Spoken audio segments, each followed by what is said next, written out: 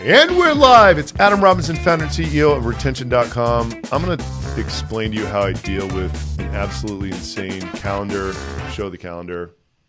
I mean, it's pretty packed with no EA and, kind of my thought process behind planning it. So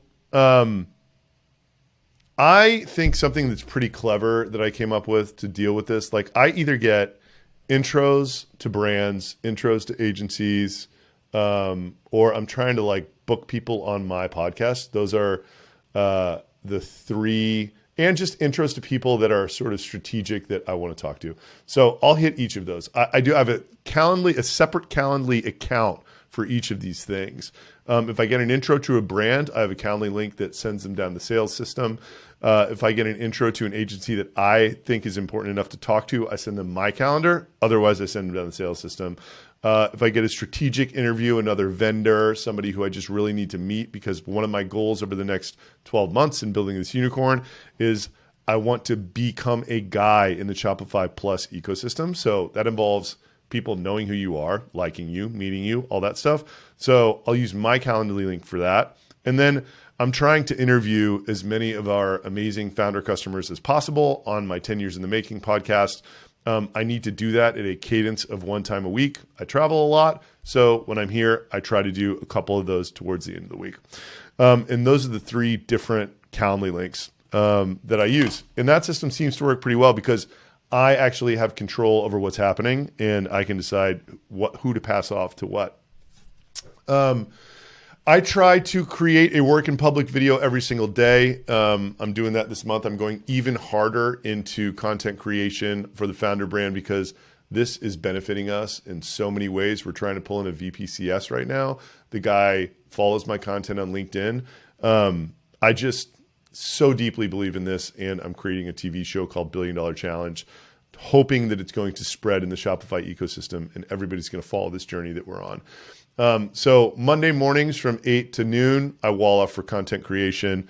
And then Monday and Tuesday, once you go, this is a strange thing going from being like a 6-person lone wolf organization to an organization that has like several layers. Like we have 40 employees right now, I think. I don't even know. But you have to have meetings because in the process of doing this, going from a lean, you're doing everything lone wolf type organization to you now have like a traditional organizational structure. As we're doing that, product market fit's getting better, inbound demand's getting insane. And in my seat, I have to go from doing everything that came anywhere near me to literally like passing off everything that is not an absolute imperative for me to do. The only thing that is an absolute imperative for me to do is this right here. Creating content that only I can create, that is meant to build rapport with recruits, with potential brand customers and agency partners, and potentially investment partners someday so they can know how I think. So Monday and Tuesday, basically half the day Monday is content creation, like I said. I'll do some Zoom calls in between. The afternoon is dedicated to an executive meeting and like a data-related, like discovery type product call that me, Santosh Tate, and Tyler do. And then Tuesdays basically like back-to-back one-on-ones that I catch up with the people who are my direct reports. And then I have committed to the 10 Years in the Making, one podcast per week, interviewing our amazing founder customers. So I travel a lot. In order to not get behind, I try to do a couple of those the weeks that I'm here. Those happen on Thursday or Friday. That's the third link. It's 1 hour on Thursdays and Fridays, and the other one's half an hour whenever. I'm free.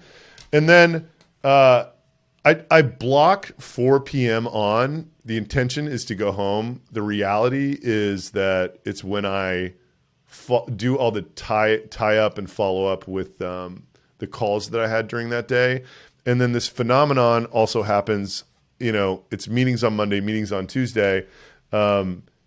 Pretty much by Friday of the week before, the Wednesday through Friday has like filled up back to back, just with people that I think are interesting enough to want to do a half hour with. So follow me if you want to see me build a unicorn in public. That is how I manage my calendar without an EA. I think that the biggest secret was using 3 different calendar links, depending on the type of intro that I get and what I'm going after. That is all. It is Adam Robinson, and I'm signing off.